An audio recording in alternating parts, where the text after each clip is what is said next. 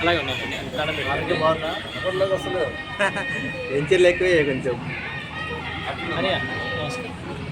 అమ్మవారికి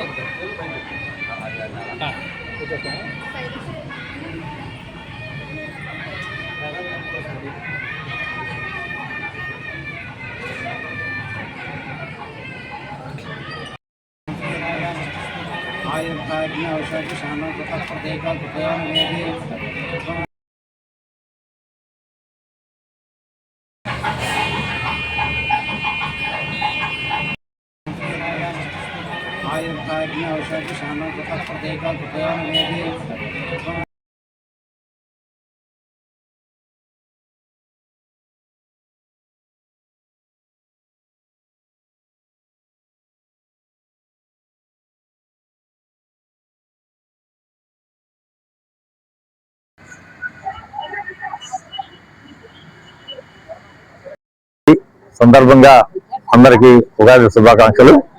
అయితే అమ్మవారికి శ్రీ శ్రీ అనంత గంధవరం పైడమాంబ అమ్మవారు, ఈ అమ్మవారికి ప్రతి సంవత్సరం ఈ యొక్క వేప చెట్టుకి మేము ఉగాది రోజున పసుపు పూసి పసుపుకోత కార్యక్రమం చేస్తాం. అదే విధంగా ఇక్కడ వచ్చి చాలా మంది మహిళలు వచ్చి అమ్మవారి చెట్టుకి పసుపు రాస్తారు. ఆ రాసిన వాళ్ళందరికీ కూడా మేము తాంబూలాల నుంచి వాళ్ళని సత్కరిస్తాము. ఆ తరువాత ఆ బ్రాహ్మణులకి ఒక 10 మంది బ్రాహ్మణులకి మేము పంచాంగాలు కూడా ఇస్తుంటాము. ఆ తరువాత ఇక్కడ